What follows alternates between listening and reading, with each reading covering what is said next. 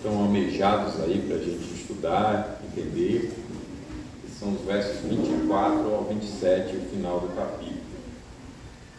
Eu pretendo dar apenas um sermão nesses versos, mas se pela providência divina for necessário ter mais algum que ajude na compreensão, então teremos.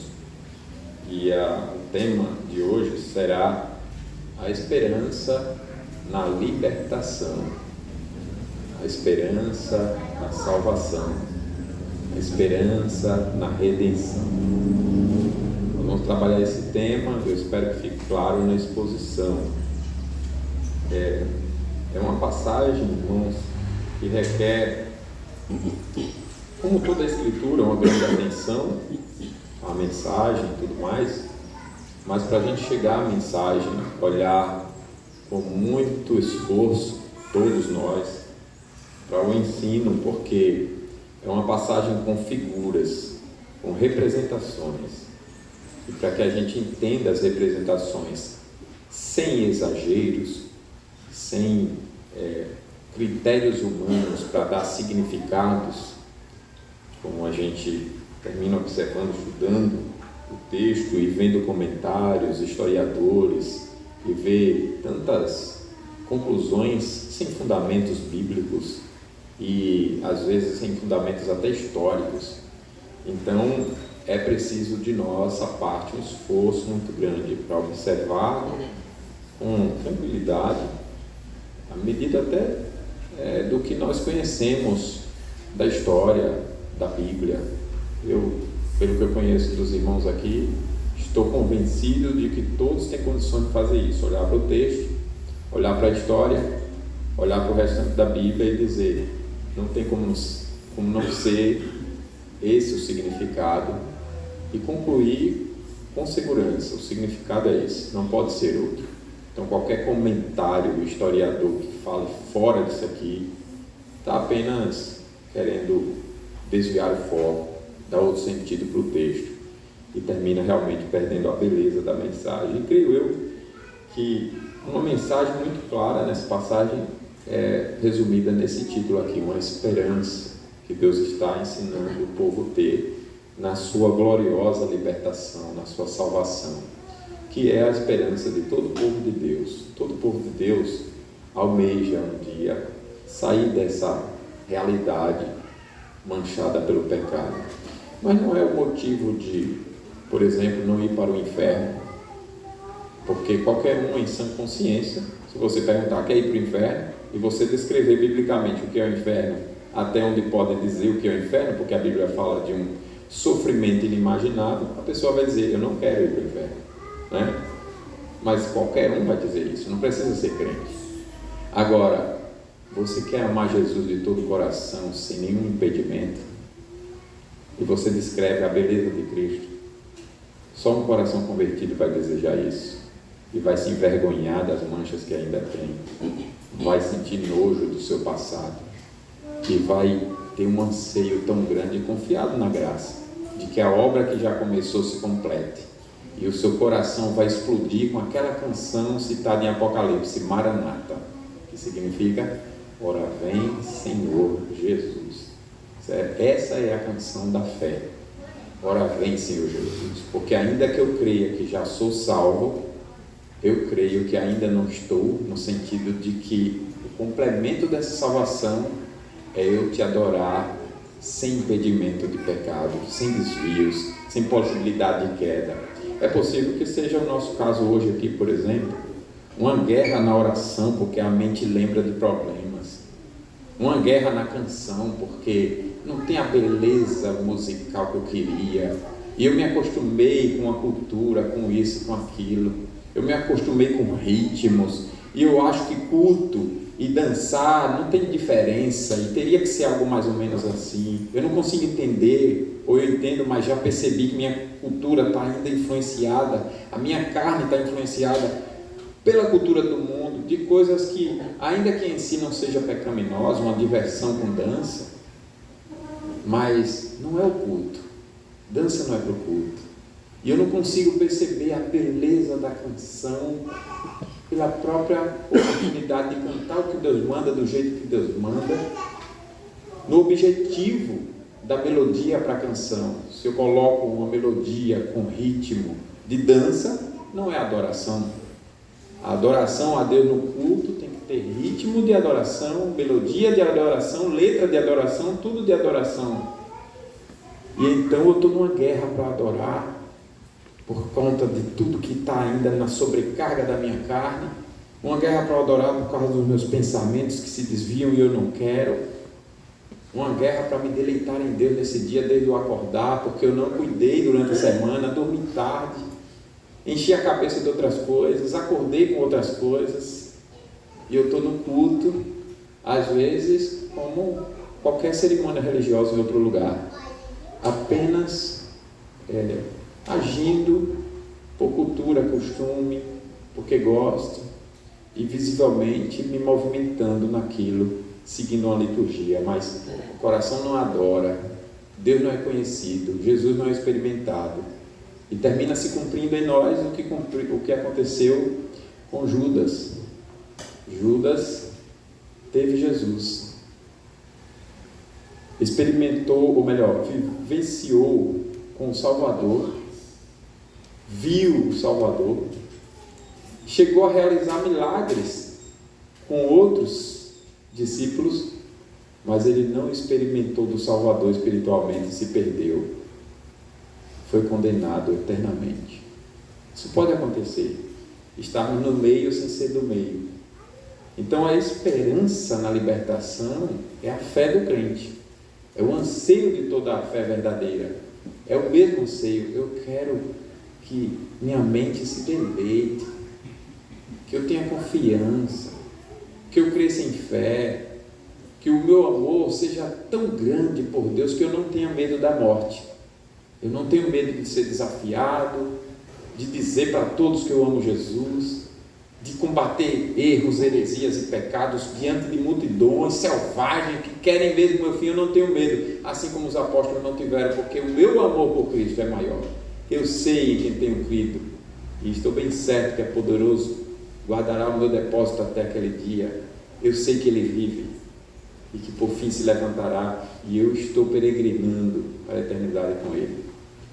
Esse é o anseio do nosso coração.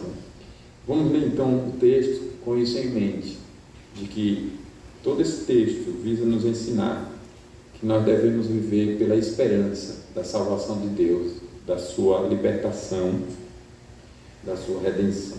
Acompanhe a leitura, diz o texto: 70 semanas estão determinadas sobre o teu povo e sobre a tua santa cidade, para fazer cessar a transgressão, para dar fim aos pecados, para expiar a iniquidade, para trazer a justiça eterna, para selar a visão e a profecia, e para ungir o santo dos santos. Sabe e entende, desde a saída da ordem para restaurar e para edificar Jerusalém, até ao ungido, ao príncipe, 7 semanas e 62 semanas. As praças e as circunvalações se reedificarão, mas em tempos angustiosos, depois das 72 semanas, será morto o ungido, e já não estará. E o povo de um príncipe que há de vir destruirá a cidade e o santuário, e o seu fim será num dilúvio, e até ao fim haverá guerra. Desolações são determinadas. Ele fará firme aliança com muitos por uma semana. Na metade da semana fará cessar o sacrifício e a oferta de manjares. Sobre a casa das abominações virá o assolador, até que a destruição que está determinada se derrame sobre ele. Nós já oramos? Então vamos seguir, né? Eu digo já oramos porque o Glaico na oração já mencionou também, pedindo que Deus falasse conosco. Então, a esperança na libertação. A qualidade, irmãos, da nossa vida depende de nossa esperança. A qualidade de nossa vida depende de nossa esperança. Jesus disse que onde estiver o nosso tesouro, aí estará também o nosso coração. Ou seja, vivemos para o que valorizamos. Olha só isso. Onde estiver o nosso tesouro, aí estará o nosso coração. Então nós vivemos para o que valorizamos. Se o nosso coração está na salvação de Jesus, de nossos pecados, em sua promessa de nos buscar para morarmos eternamente com Ele, como Ele é, glorificado, sem pecado, maravilhoso, incomparável, se nossa esperança está na libertação de Cristo, nós viveremos para essa libertação de nossos pecados. Será esse o nosso anseio. Se nós confiamos nessa promessa, se amamos essa promessa, se já entendemos essa promessa, viveremos por essa promessa, reconhecendo: eu era escravo do pecado, mas não sou mais. Mas aquele que começou a boa obra há de completá-la, e por isso eu ainda sou pecador. Essa obra não está completa, ela não terminou. Ele começou, mas está em progresso. Ainda há uma conclusão, e a conclusão diz que eu serei como Ele é, glorificado, de uma forma que só conheceremos, como disse Paulo, quando Ele vier. Nós conheceremos como Ele é e como seremos, porque seremos semelhantes a Ele. E como Ele disse que Ele e o Pai não tem diferença nessa relação, eu e o Pai somos um. E na oração sacerdotal por mim, Ele disse que pedia por todos aqueles que Ele salvou, para que fossem como Ele e o Pai eram, que conhecessem ao Pai, ao Filho e ao Espírito, como o Filho conhece o Pai. Então eu serei como Ele é, eu o conhecerei, eu o verei face a face, eu terei essa intimidade que só a divindade tem entre si, ainda que eu não seja Deus e continue sendo criatura, mas serei tão elevado até acima dos anjos, que a palavra deixa claro para nós que os anjos, quando receber a igreja chamada de noiva, ficarão espantados sobre essa raça humana. Quem são esses que foram representados por Adão no nível inferior aos anjos, mas que se mancharam em pecados, mas que a bondosa e maravilhosa e incomparável graça de Deus em Cristo resgatou das trevas para a luz. E essa obra, nesse tempo presente, está em progresso, mas vai se completar, porque Deus é fiel. E o crente, eu serei dessa forma, como Cristo é. Então, Maranata, por causa do meu relacionamento com Deus, que ainda escorrego, caio, que ainda me desvio, me perco, por isso eu vivo por essa promessa. Não quero viver de desvios, de quedas, não quero cair, ofender o meu Salvador, o meu Senhor, não quero. E cresço em santidade, mas ainda não é aquela que não peca mais. E ainda que seja uma salvação da qual eu nunca mais cairei, porque o Salvador é perfeito, nesse tempo presente é uma vida em progresso, ainda tem mancha. E a fé que é verdadeira cria em mim esse anseio de, confiando nas promessas, desejar o cumprimento delas, de que eu não mais serei pecador. E não só isso, eu nem serei como Adão antes da queda, eu serei incomparavelmente superior. E isso não com um anseio pecaminoso, arrogante, não, nada disso, mas um anseio santo, entendendo que é necessário ser superior, que a graça me faça superior, para que não se caia mais nunca. E porque o Salvador é superior. Ele não é Adão que caiu, ele é o segundo Adão, o que não caiu, o que venceu a morte, o que ressuscitou da morte, ao ponto Apóstolo cantar: onde está a morte, a tua vitória? Onde está a morte, o teu aguilhão? A morte foi vencida, o pecado destruído. E eu creio nessa promessa. Então o crente vive por esse anseio. E onde estiver nossa confiança, estará nossa dedicação.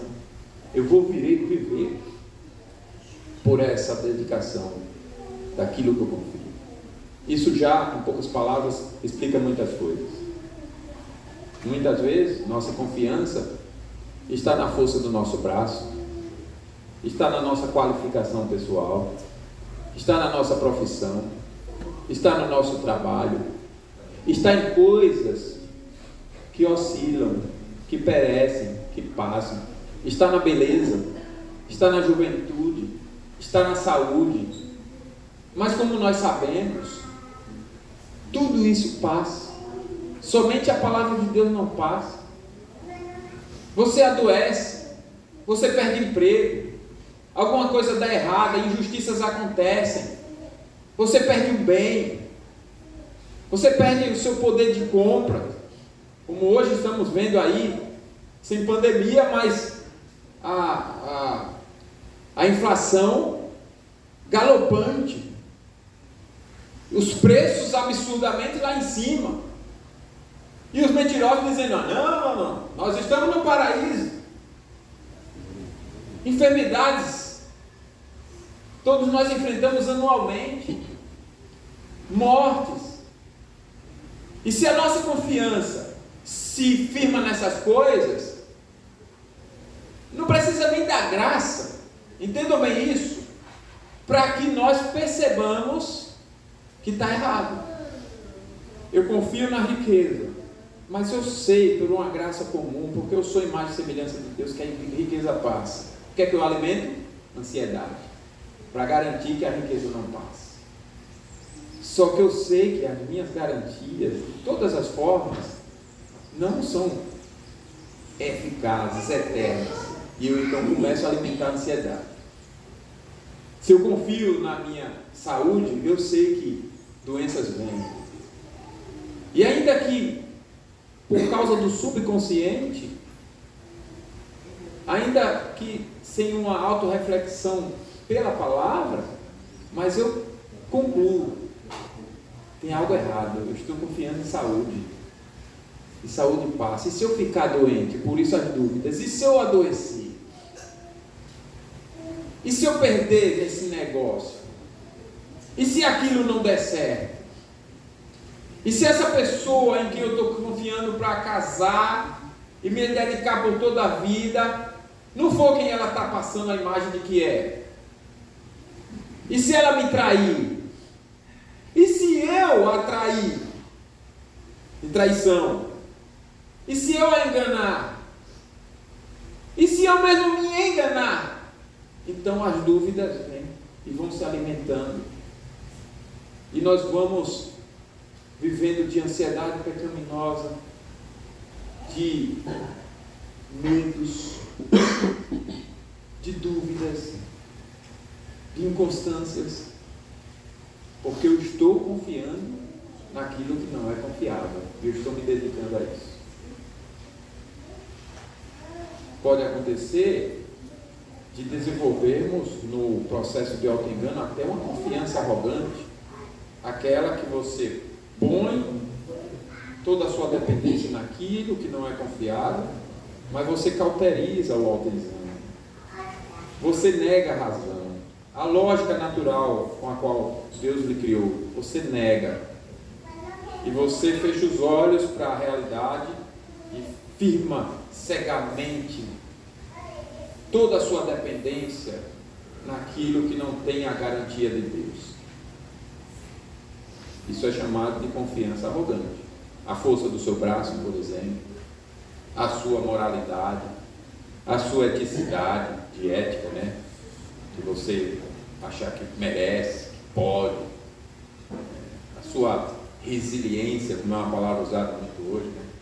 Você supera coisas, e por isso a vida de muitos, e muitas vezes a vida da igreja, uma vida inconstante, uma vida de quedas, uma vida de desvios, uma vida estagnada, se não retrocedeu, mas que não avança, uma vida que não progride, uma vida que não amadurece, uma vida que não cresce no conhecimento de Deus, de Cristo, da sua salvação, uma vida que na prática não peregrina. Nós cantamos aqui que Deus ao forasteiro dá o pão, Ele ama o justo, e esse justo aí é o justo que anda na justiça de Deus por causa da justiça de Deus em Cristo, que anda lutando contra o pecado, evidenciando que ele está peregrinando para a pátria celestial, a cidade de santos, de pessoas vestidas de branco no sentido de vestidas de santidade,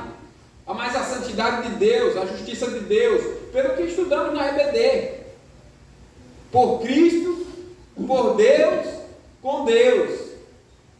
com a graça de Deus que atuou no meio invisível, e pela graça de Deus que me faz me manifestar no visível aquilo que foi realizado no invisível. Redenção, novo nascimento, santificação, o batismo, o selo, a fé, a justificação, a conversão, o arrependimento para a vida, a santificação como progresso, a perseverança, para que finalmente venha a glorificação. Não é assim? Essa é a vida do verdadeiro crente. Por isso eu pergunto aqui, pelo que vivemos? Confiamos que Jesus já veio e destruiu os impérios antigos, por exemplo, como nós estamos aqui, estudando aqui. Nos capítulos anteriores, nós vimos que nas visões de Daniel que almejava tanto sair da Babilônia, porque ele entendeu duas realidades espirituais, mas diferentes. A realidade de que ele era Israel, falando de um povo visível, mas com o sentido espiritual de ser Israel.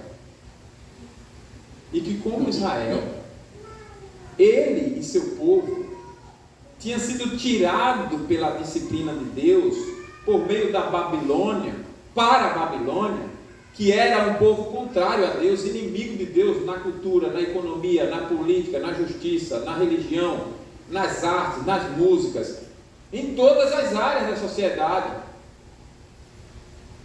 E ele viu tudo aquilo, e estando na Babilônia, e vendo e conhecendo, porque foi uma criança que cresceu Israel, sendo israelita, ele entendeu e lamentou. Nós estamos disciplinados por Deus, julgados por Deus, corrigidos por Deus, porque não valorizamos a elevadíssima e incomparável honra que Deus nos deu de sermos privilegiados para sermos seu povo, convertidos como seu povo, não por mérito, mas pela aliança da graça dele no descendente da mulher, Jesus Cristo, aquele que esmagaria a cabeça da serpente, o Cordeiro de Deus. E ele entendendo tudo isso já jovem, adolescente na nossa linguagem, 13, 14 anos, ele entendendo tudo isso, ele se envergonha da vida que viveu, dele, dos pais dele, dos príncipes, dos reis, de toda a nação, de rejeitar essa vida, nessa nova aliança, nessa fé, e abandonar a palavra, e viver no pecado. E agora Deus bondosamente está corrigindo, e pelos profetas, como Jeremias, Daniel entendeu, ele nos tirou de lá, deixou que a Babilônia destruísse o templo, destruísse a cidade, e nós fôssemos deportados, exilados, escravizados, envergonhados, humilhados, maltratados, muitos mortos, viúvas, mulheres ficaram viúvas, homens ficaram viúvos, netos ficaram sem seus avós, pais ficaram sem seus filhos, filhos ficaram órfãos, idosos foram pisados por carruagens, por animais, e ele viu tudo isso, E Jeremias descreve isso muito bem em Lamentações de Jeremias. E Daniel lê Jeremias e olha toda aquela realidade, entendendo duas coisas. Eu sou Israel, eu sou povo de Deus, há uma palavra, há um Salvador, visivelmente falando. Porque eu sou o Israel e tudo isso que eu estou vendo visível, espiritualmente falando. A mesma fé da igreja. O que é ser igreja? Ser igreja é ser um povo visível, que vive pela palavra, porque invisivelmente é povo. Porque espiritualmente foi salvo. E Daniel vive por essa esperança. Mas ele se humilha quando ele vai buscar nos livros e entende tudo aquilo. E entende que o seu passado, antes dessa consciência, dessa conversão, foi negligente. E por isso, tão cedo, ele aparece aqui descrito em Daniel 8. Ele e seus amigos decidem firmemente não se contaminar com as finas iguarias do rei. Olha o nível agora de percepção e preocupação. Já conseguiu fazer uma leitura da Babilônia e de Satanás, o pai da mentira, o enganador dos homens.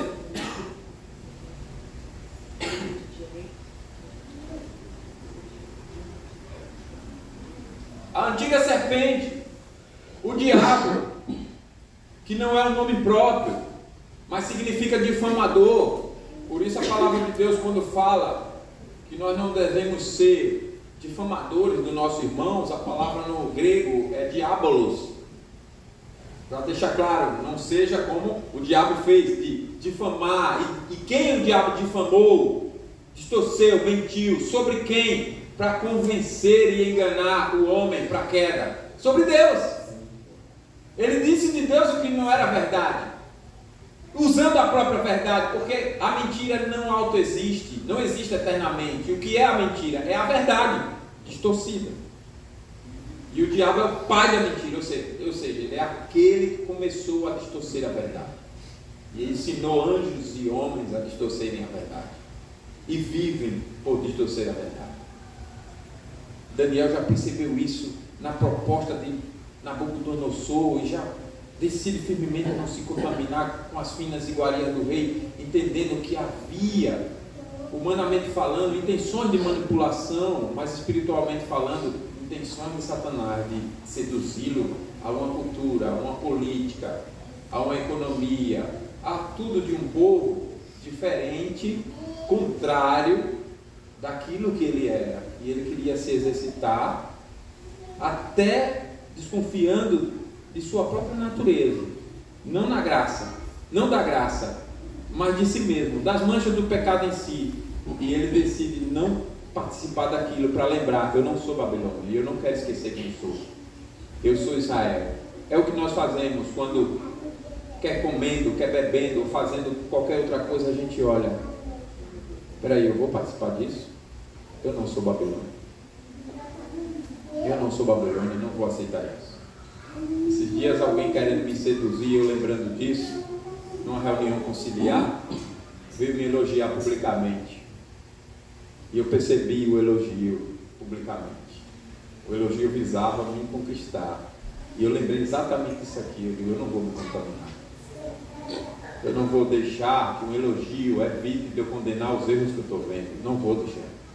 Eu não vou deixar que os elogios evitem de eu defender as verdades de Deus. Eu não vou deixar. Deus me dá graça. Deus me dá força. É isso que todo crente faz por ter a fé verdadeira. É isso que Daniel está fazendo.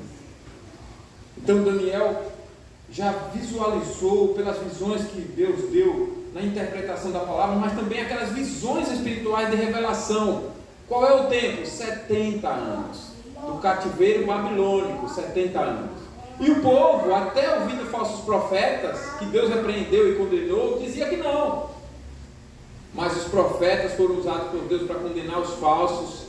E Deus disse: pode viver em paz com esse povo, case, se dê em casamento. Agora vocês vão aprender o que é viver sem aquela liberdade que vocês tinham lá de viver toda a palavra.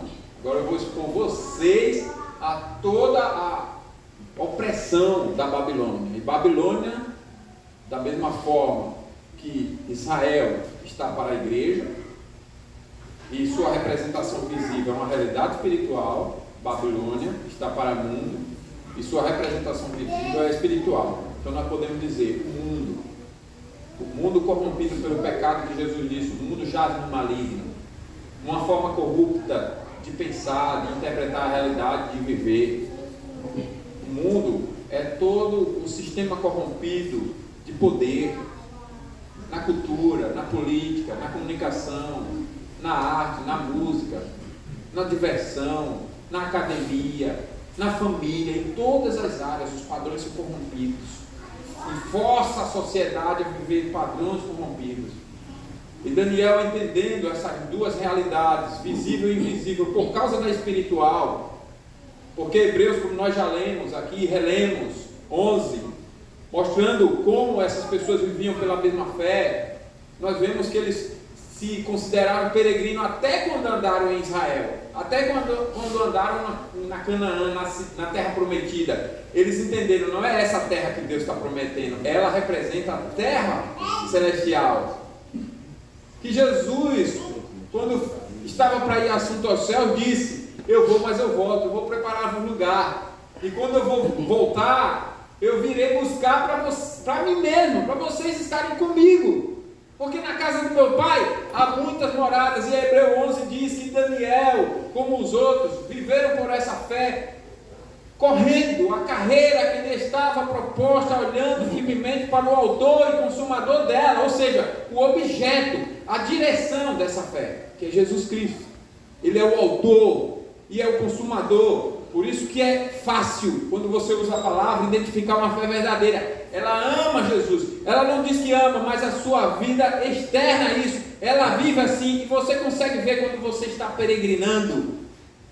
Ou seja, você se considera não deste mundo, você se considera de passagem, e você vive por algo muito maior do que tudo que o mundo pode oferecer. Como Paulo, que disse, por amor a Cristo, pela sublimidade de Cristo, eu considerei tudo, o mundo inteiro, como refúgio. E aí você traduz refúgio, é fezes de animais. É porque Paulo estava dizendo que Deus não soube fazer a criação? Criar com a beleza que está, e ele está dizendo que não é bela? Não. É porque ele está mostrando o seguinte, que por causa dessa fé, e do que ele já avançou conhecendo de Cristo, ele já percebeu que Cristo é tão belo, não no conceito nosso de beleza corrompido e manchado, mas tão belo no conceito de Deus, que já o santificou nos padrões de beleza, tão maravilhoso, tão exaltado, tão incomparável, que perto dele qualquer coisa, mesmo que não tivesse manchado pelo pecado, seria horrível, porque ele é muito mais belo. E quando se compara belezas, você vai perdendo o valor de outras. Não é isso? E feiura o que é? É uma descrição entre belo e feio, quando você tem um belo para comparar. Algo muito maior, algo muito melhor. Não é isso? Assim é então a fé de todo crente. Por isso eu pergunto, em quem confiamos e para o que vivemos? Porque Daniel, quando entendeu essa profecia, entendeu a revelação, viveu por esse tempo que Deus prometeu de findar os 70 anos e libertar o seu povo da Babilônia. E esse tempo estava se aproximando. E aqui ele está orando no capítulo 9, confessando pecados, mas ao mesmo tempo mostrando para todos que ele está fervoroso na oração, ainda que 70 anos tenham se passado. Ele está aguardando o fim daquele cativeiro. E aí veio o anjo. E o anjo explica sobre tudo isso aqui. E Daniel ensina para nós, para vivermos sobre essa mesma promessa de que Deus salva o seu povo. Mas preste bem atenção para a gente entender. Eu vou primeiro fazer um voo rasante hoje, e se for necessário, semana que vem eu aprofundo mais esse texto, essa passagem. Mas essa fé bíblica em questões doutrinárias, de revelação, depois de Daniel, ela ainda progride. Olha só o quanto foi revelado sobre ela.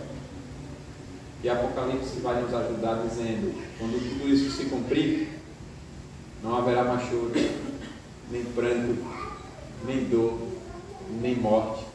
Lá no céu não entrará ladrão, mentiroso, adúltero, idólatra, os covardes, não entrarão, os cães, pessoas dominadas por raivas, ódio, os cães, não haverá. Então será uma realidade gloriosa. E para nos elevar da mancha do pecado, que nos faz muitas vezes olhar para conceitos de beleza e alegria e algo proveitoso, vantajoso, lucrativo, nos conceitos manchados pelo pecado, para nos elevar muito ao nível de Deus, ou do que Deus requer. A revelação nos diz: nem olho viu, nem ouvido ouviu, ninguém sabe descrever o que Deus preparou para o seu povo. Como quem diz assim, é uma surpresa. Pense, porque eu estou dizendo, lá é maravilhoso, eu estou dando alguns sinais, mas você ainda não vai conseguir, está bloqueado para você, nesse tempo presente, conseguir descrever e imaginar como de fato será, reproduzir igualmente. É por isso que as pinturas que a gente vê, ainda que sejam dos melhores artistas, a gente estuda os mais belos artistas, clássicos e talentosos artistas, e você vê que as belezas de coisas bíblicas que eles tentam reproduzir, do céu, por exemplo, não tem nada, é horrível. Você olha para aquilo, você não quer ir para esse lugar. Não é esse o céu. Está bloqueado, nem olhos viram, nem ouvido ouviu. Tá, a coisa é acima do que você pode imaginar. E nem por isso você deve deixar de pensar e de desejar. É como quando alguém promete para você algo: eu tenho uma surpresa para você. Está lá em casa, é um presente. O filho, o esposa, fica com aquele anseio gostoso, né? Eu quero chegar e eu quero ver, me mostra a surpresa. Essa semana eu quase matei uma mulher no nosso canal de estudo, né? No grupo de estudo. Nós temos uma surpresa. Pior que a surpresa não veio, né? Eu já queria pedir a surpresa para contar a surpresa, mas eu estou vendo que todo mundo já está sabendo, né? Nós temos uma surpresa maravilhosa. E aí, no último estudo dessa semana, que dia foi? Terça-feira? Sexta? Quinta-feira. Foi, quinta-feira. Sexta foi a reunião. Aí, a gente termina o estudo. Irmãos, até domingo. Não, pastor, tem uma irmã quase morre de coração. Conta esse segredo lá. O que é? Então, já que eu estava na casa dos que deveriam contar o segredo, né? O Pablo sugeriu: conta para eles, vê se eles querem contar o segredo. Vamos contar sim, estamos grávidos. Olha que maravilha, depois de tanto problema, tantos anos, ele disse que não tinha dinheiro para pagar o tratamento. E nós oramos e Deus respondeu. Eu tenho certeza que Deus interviu. Tenho certeza. Problema nos dois lados, nele e nela. E Deus deu um filho. E ele me falou que ele não estaria aqui hoje, porque ele iria visitar a mãe na igreja lá no interior, né? E eu já imagino por quê, né? A alegria de... A mãe já está sabendo, mas a alegria de estar junto e comemorar isso junto, né? Que alegria, que maravilha. E nós nos alegramos com ele. Deus está fazendo isso com o céu. Surpresas gostosas, maravilhosas, que quando você ouve, você, que maravilha isso. Daniel está vendo assim, e aí ele diz que o anjo explicou a profecia. E explicou a profecia dizendo que ainda haveria depois daquilo 70 semanas. E aqui é contado então, irmãos, para a gente entender de forma figurada. 70 semanas a partir de que 70 semanas estão determinadas sobre o povo, né, sobre o teu povo, e sobre a atuação da cidade, para fazer cessar a transgressão. Ou seja, eu vou libertar vocês. Cessar a transgressão é essa promessa de libertar da escravidão, libertar do pecado, para dar fim aos pecados. Então qual é o sentido? É isso. Agora, o que significa 70? Aí vamos lá em Levítico, para dar uma olhada. Levítico 25,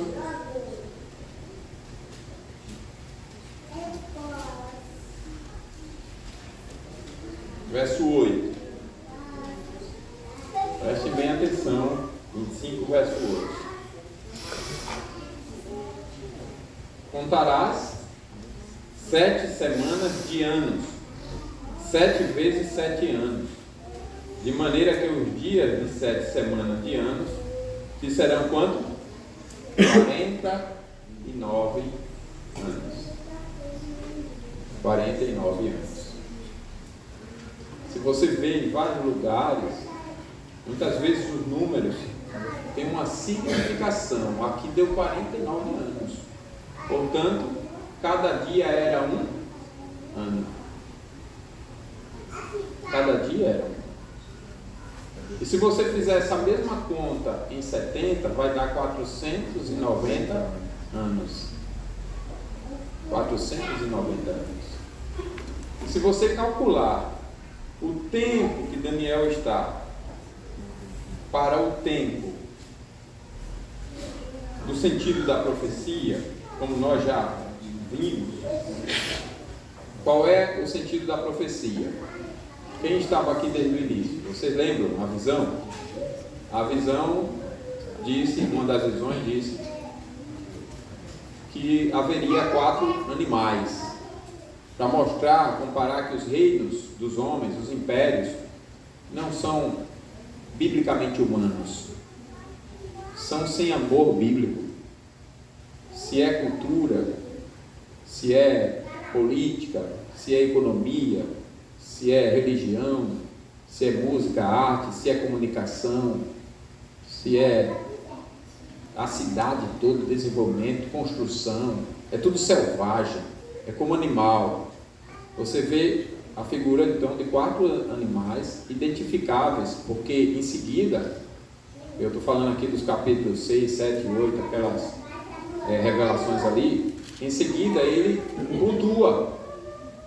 Um império era a Babilônia, o outro império foi o Império Médio-Persa, o outro império foi o grego, e ele nomeia a Grécia. E o outro império ele não dá nome, mas nós já identificamos aqui, é aquele que é o pior de todos, incomparavelmente selvagem, cuja descrição é de um animal metálico, com garras de metal, e os dentes de metais, e para dizer que a selvageria seria incalculável. E depois ele diz que esse último, por isso que é identificável, seria destruído por um reino que viria do céu sem visível aparência, porque um filho do homem que descendo do céu como homem seria o rei desse reino de aparência simples, humilde, mas que surgiria no meio desse reino selvagem e de dentro para fora o destruiria.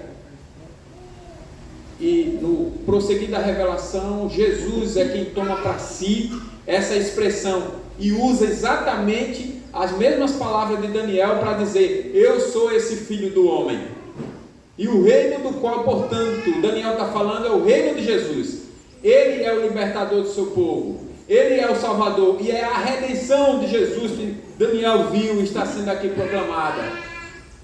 E nós pontuamos então, pelo que nós temos de cronologia, pelo que nós temos de história, de que o reino onde Jesus nasceu é o reino romano, porque o povo estava no Império Greco-Romano, e Roma foi destruída pelo cristianismo.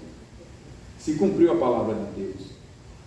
Então Daniel, que estava com aquela esperança, tanto da realidade visível de sair da Babilônia, quanto da realidade espiritual de sair do mundo, ele quis entender a visão, e o anjo explicou a visão. E quando explica, ainda fala de 70 semanas. Ou seja, o período daqueles 4 impérios, agora nesse momento ele está explicando em 70 semanas, ou seja, 490 dias. Agora vem o desafio, começando a contar a partir de quando?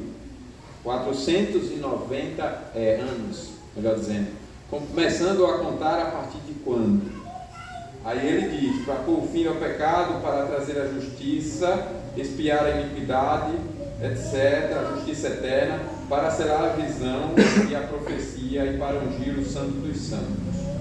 A unção do Santo dos Santos, os irmãos sabem quem ungiu o Santo dos Santos. Quem foi o único que cumpriu toda a justiça de Deus, selou como justiça eterna e subiu aos céus como sumo sacerdote no Santo dos Santos e ungiu o Santo dos Santos. O único que fez isso foi Jesus. Ele é o sumo sacerdote. Ele é quem está no Santo dos Santos. Ele é quem cumpriu a justiça eterna. Ele é quem inaugurou a justiça eterna. Ele é a justiça eterna. Mas veja, sabe e entende, desde a saída da ordem para restaurar e para edificar Jerusalém, pronto, já nos ajudou, a contagem começa aqui, desde a saída da ordem para restaurar a Jerusalém. Então nós já temos, quando que nós contamos 490, porque se você contar de qualquer tempo na Babilônia, vai passar de 500, de qualquer tempo. Se for do início do povo na Babilônia, vai passar de 500, não é? Mas se é do tempo da ordem para restaurar, então peraí, quando aconteceu essa ordem? Esdras 6. Vamos dar uma olhada lá. Esdras 6 não, Esdras 1. E Esdras 6 também, é verdade. Esdras 1 e Esdras 6.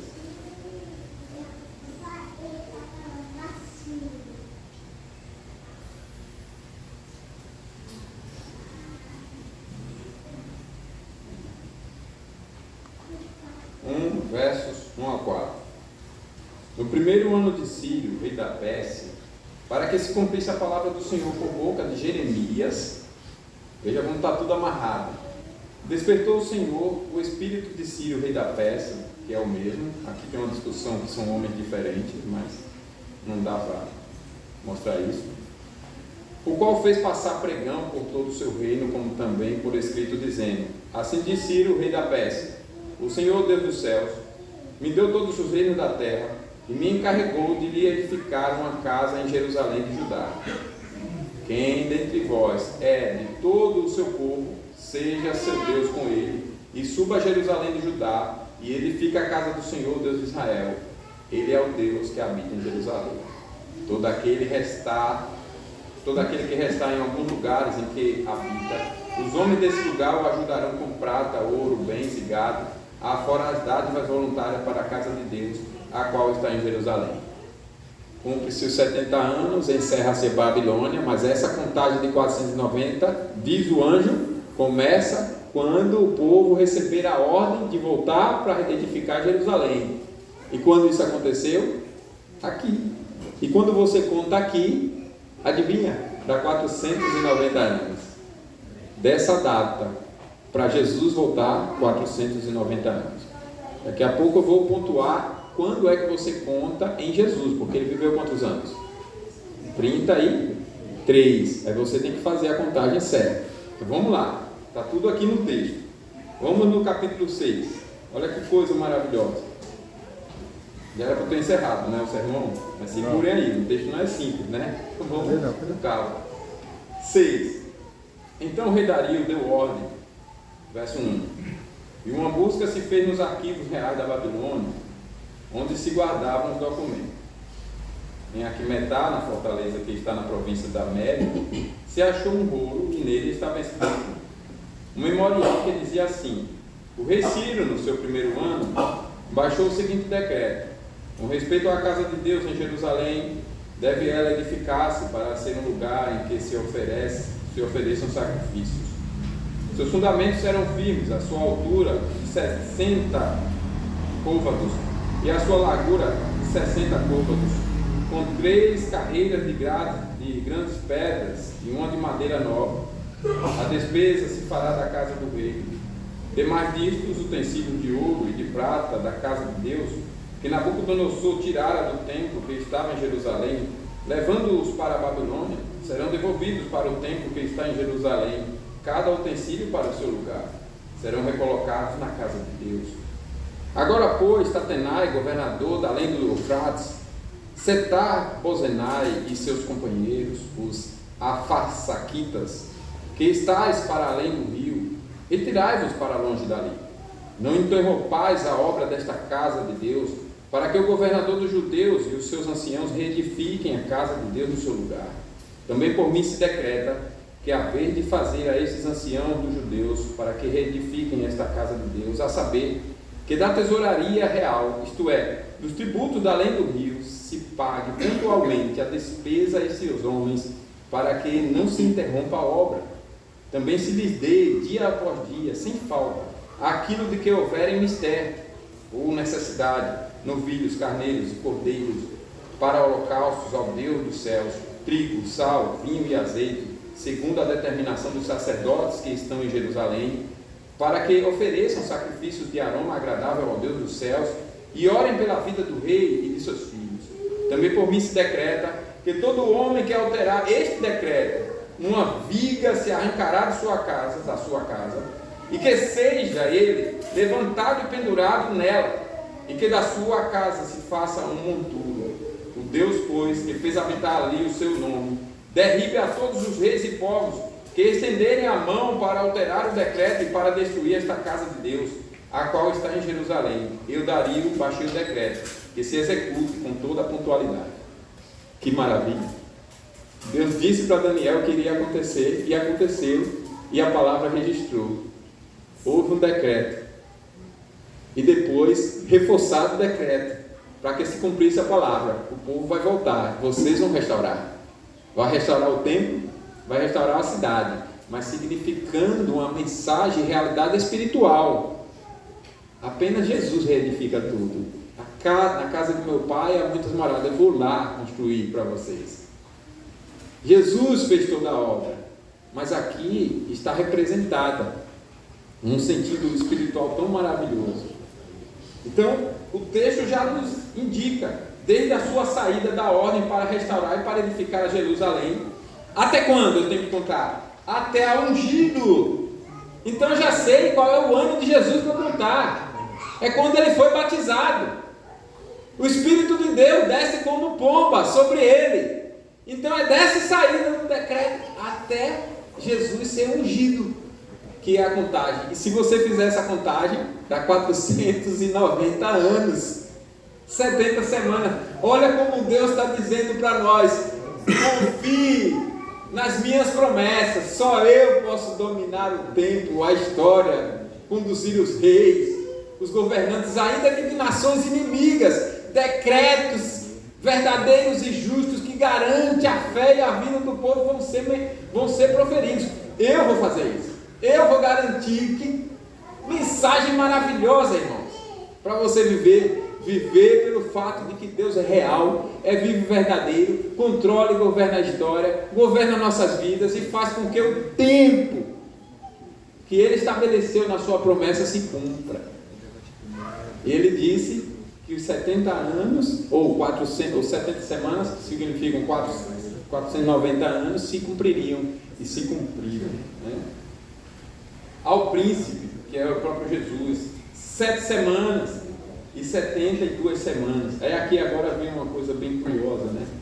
7 semanas. Tem uma outra parte ainda desse decreto, mas já ficou suficiente. Mas eu vou mencionar só para o caso de vocês quererem ler, né? É Esdras 7, de 11 a 28. Nós não vamos ler agora. Então, como eu já disse, esse tempo é até ungido, que é o batismo, né? E você tem o batismo em Mateus 3, por exemplo, de 13 a 17. Então, veio Jesus da Galileia ter com João junto ao Jordão para ser batizado por ele. Mas João o impedia, dizendo: eu careço de ser batizado por ti, vem tu a mim. Jesus, porém, respondendo, disse: deixa por agora, porque assim nos convém cumprir toda a justiça. Então ele o permitiu, e sendo Jesus batizado, saiu logo da água, e eis que se lhe abriram os céus, e viu o Espírito de Deus descendo como um pombo e vindo sobre ele. E eis que uma voz do céu dizia: este é o meu filho amado, em quem me compraz. Essa é a unção de Jesus. Jesus foi ungido ali. E aqui agora fala de uma semana, porque os judeus têm essa forma de contar, né? E muitas vezes colocam um número menor na frente. E aí ele fala de 7 semanas, porque Jesus, vivendo o seu ministério, chegou a proferir sobre o seu tempo de ministério. Vocês lembram? Ele chega a proferir que o seu tempo de ministério seria 3 anos. Ele disse que em 3 anos destruiria tudo aquilo ali, Jerusalém, enfim, toda a realidade espiritual que o povo vivenciou na antiga aliança. Tudo que Deus estabeleceu, mas que o povo viveu e até corrompeu, cumprindo em Cristo, Cristo destruiria tudo aquilo e reedificaria toda aquela realidade espiritual, mas não visível. Jesus não iria destruir o templo de Jerusalém. Jesus não iria destruir a cidade de Jerusalém,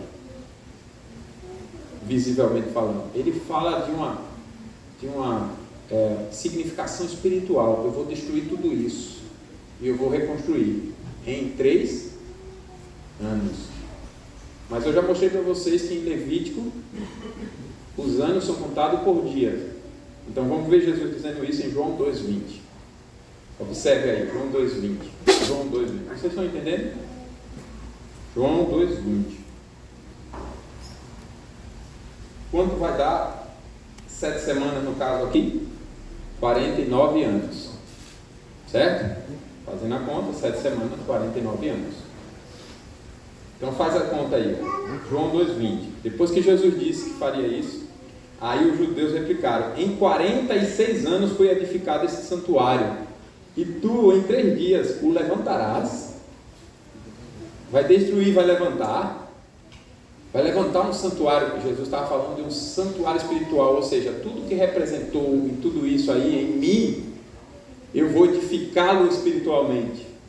Os sentidos são espirituais. Eu sou o sumo sacerdote, eu sou o sacrifício, eu sou o Cordeiro de Deus que tira o pecado do mundo, eu sou a aliança, eu sou o motivo das canções, eu sou tudo que está representado aí. Eu sou o tabernáculo de Deus com os homens, eu sou Emanuel, o Deus conosco, eu sou a salvação, eu sou a ressurreição e a vida, eu sou tudo que está representado aí, e eu sou a vida eterna, para vocês viverem a nova realidade espiritual, na nova cidade, na nova Jerusalém. Eu é quem edifico Jerusalém. Quando Jesus diz isso, que fala nesse sentido espiritual, os judeus não entenderam e faz uma conta certinha. 46 anos, tudo isso foi edificado. E você olha, vê o tempo, 46 anos, que são, quantas semanas? 46 anos, fica faltando 3 anos, né? Fica faltando 3 anos. Aí Jesus completa a ideia com o quê? Com o seu ministério. Em 3 dias o Senhor levantará. Quais eram os 3 dias? Os seus 3 anos de ministério. E se você somar 46 mais 3, dá 49. Se cumpre as 7 semanas aqui da qual ele fala. Você percebe como está harmonizado? Deu para entender? Não precisa ficar com dúvidas. Se você ler algum historiador, como por exemplo até judeus, colocando o cumprimento em coisas que não batem e até mudando a contagem da história, Deus, para garantir que a sua palavra não fosse humilhada, confundida, ele fez com que todas as nações também contassem o tempo. E aí quando os judeus querem distorcer as informações, os historiadores, você vai para as outras nações, você vai para a Grécia, você vai para... e você vê que a contagem bate certinho com tudo que se cumpriu, e que não tem como eles errarem data de nada, porque uma data que eles informam errada outros documentos históricos de outros lugares fecham a conta e mostram que a humanidade segue um rumo certo. E Deus tem cumprido as datas e os tempos das suas promessas. Que coisa maravilhosa. Pelo tempo, irmãos, eu vou fazer uma adaptação para concluir aqui e a gente então concluir essa perícope na próxima semana. Pelo menos você fica com aquela curiosidade para ver na próxima semana. Mas eu ainda quero ver com os irmãos a promessa dessa mensagem na comparação e verificação com outra passagem, porque a semana aqui está falando de um novo tempo, né?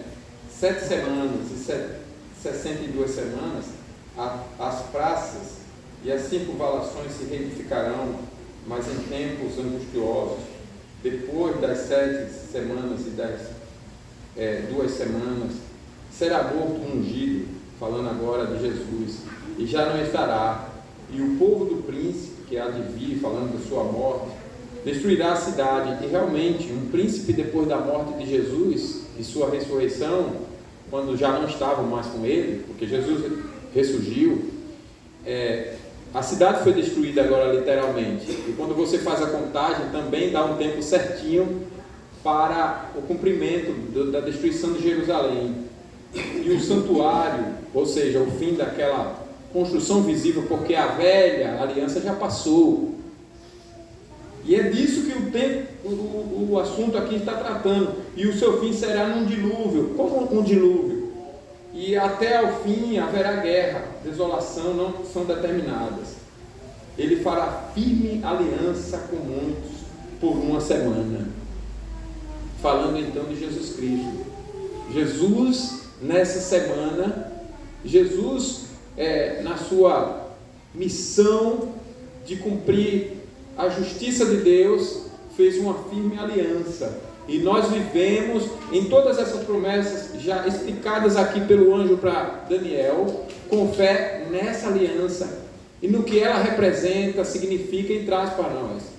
Ela é uma aliança firme que não passará. Ela é o cumprimento da velha aliança. Toda a destruição a respeito da qual a profecia se refere a coisas visíveis, de realidades espirituais, para que o povo, para que o judeu entendesse e fosse humilhado e reconhecesse.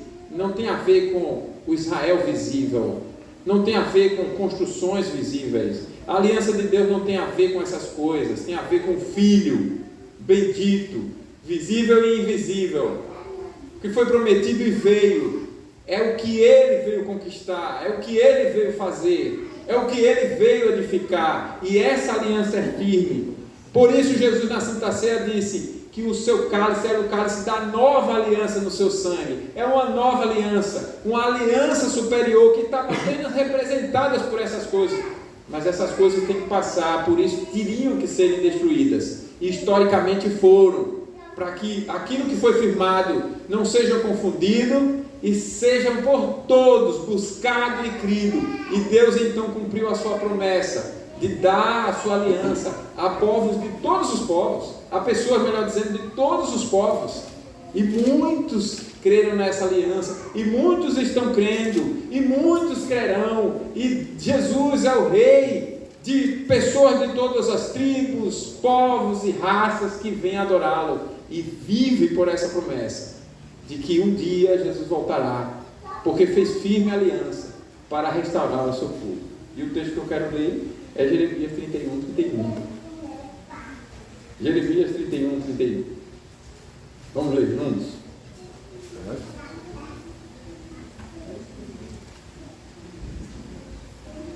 Diz a palavra do Senhor: eis aí vem dias, todos juntos. Eis aí vem dias, diz o Senhor, em que firmarei, todos juntos? Vamos lá? Eis aí vem dias, diz o Senhor. Peraí, vocês estavam sem ler porque não abriram, é? Não é para pôr, mas não, da próxima vez. Eu já. Não é para pôr, não. Isso é só para pôr para visitante, não crente, tá? É para abrir a Bíblia. Vou perdoar por hoje. Próxima semana, quando for ler o texto, abra a Bíblia. Vamos lá. Eis aí vem dias, diz o Senhor, em que firmarei nova aliança com a casa de Israel e com a casa de Judá. Qual era então a mensagem do anjo? Firme a sua confiança nessa esperança de salvação, na aliança que é nova, que é eterna, que não passará, de Deus ser o seu Deus, e você ser seu povo, e Ele te edificar, e edificar uma cidade, e como seu rei, te governar em santidade, e cumprir essa obra quando Ele finalmente virá, e nos levará para o seu descanso eterno, para a pátria celestial, para os novos céus e nova terra, para a vida futura, sem que você abandone a vida presente, mas cuidado para que a vida presente não te sufoque e te faça esquecer a futura. Pelo contrário, que a esperança na futura seja vivida numa sabedoria tal que por causa dela você não despreza as suas obrigações na vida presente. Você vive entusiasmado como marido, com sua esposa, como pai com seus filhos, vivendo a paternidade bíblica, a masculinidade bíblica, sendo um marido bíblico. A esposa também com seu marido, não vive desanimada, mas vive animada, ama o marido, respeita o marido como a igreja respeita a Cristo, ama seus filhos, auxilia o marido e a família toda, os filhos vivem para Deus. Vivemos então um padrão de família diferente do mundo, mas também a nossa comunicação é santa, a nossa cultura é santa, é uma cultura cristã, não é editora, né? É uma cultura cristã. As nossas economias são administradas de maneira santa porque nós vivemos para Deus, e eu vivo a perspectiva de lá aqui. As nossas economias, o nosso tempo é administrado não como a Babilônia, mas sempre do jeito de Deus. A nossa política é uma política santa. Nós nos envolvemos como Daniel na política para fazer uma política santa e influenciar positivamente. A nossa qualificação pessoal não é para ganhar dinheiro, se divertir e morrer depois disso, não. Assim vive a Babilônia, mas é para Deus, para glorificar a Deus, porque quer comendo, quer bebendo, ou fazendo outra coisa qualquer, eu faço tudo para a glória de Deus. Eu faço tudo pela esperança no céu. Eu faço tudo pela esperança na libertação que virá, certamente. Ela começou, mas ela há de completar. Vivamos assim, irmãos.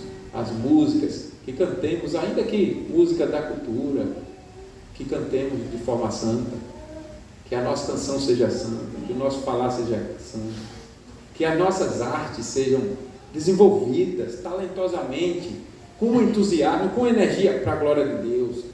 Que onde Deus te colocar, você desenvolva a sua profissão. Como disse aquele presbítero missionário, Deus não te coloca no emprego para ganhar dinheiro, Deus te coloca para testemunhar de Jesus, e de quebra te dá um salário. É isso que é para ser vivido. Assim a Babilônia não vive, nem quer, isso é loucura, mas para os crentes não.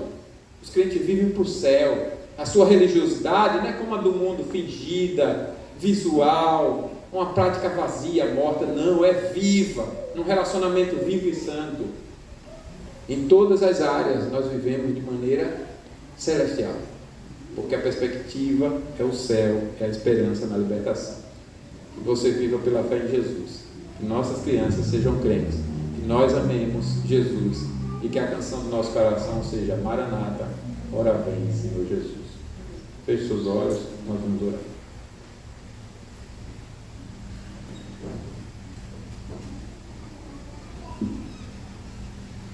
Ó Senhor, como Tu és bondoso, maravilhoso em nos reunir, em nos receber na Tua presença e falar aos nossos corações. Como Tu és maravilhoso em nos ensinar a Tua palavra e agora ouvir nossas orações. Nós te exaltamos por isso, te bendizemos, te adoramos e reconhecemos humildemente para clamarmos a Ti, que tudo que aprendemos, reconhecemos que é a verdade do Senhor, mas que somos fracos para vivermos por ela como o Senhor está nos ensinando e requer de nós. Por isso pedimos ao Senhor, nos ajude, nos sustente, nos renove, tire de nós os impedimentos de nos alegrar com o que acabamos de ouvir, se é incredulidade, se se é indiferença, preguiça espiritual, desânimo, se é a força da cultura pecaminosa, por uma negligência nossa de nos submetermos a ela, se é por termos uma mente e um coração cheios do mundo, seja o que for que impeça a nossa alegria nessas verdades, o Senhor purifica o nosso coração, Pai, e nos conduza a nos alegrar nessas verdades, não esquecermos dela e vivemos por ela, por Tua promessa de que um dia nós seremos libertos definitivamente, por uma libertação que já começou, por uma libertação que está em progresso, e que começou não que ela vá fraquejar, porque aquele que começou é poderoso para completar, e vai completar, mas porque ainda não se completou o que nós clamamos, confiando que será cumprido em nós, mas pedimos, Senhor, permita-nos nos alegrar nestas verdades, para que a esperança no governo de Jesus, no seu retorno, na realidade presente de que Ele já nos governa, de que Ele já nos libertou e por isso nós somos livres, faça com que todas as nossas decisões sejam dirigidas por ela, por essa confiança, por essa esperança, nessa libertação, nesse governo de Cristo. E dessa forma, nossas famílias sejam santificadas, nossa religiosidade seja santificada, nossa relação social seja santificada, de maneira que vivamos uma cultura diferente da do mundo, uma cosmovisão diferente da Babilônia, de maneira que influenciemos positivamente a economia, as artes, a música, a política, todas as áreas sociais. Abençoe-nos como igreja, que esse reino tão simples, sem visível aparência, que tão poderosamente destruiu impérios, continue avançando no império das trevas, para que Teu nome seja glorificado com a libertação de outros escravos do diabo, até que Jesus venha e complete a obra.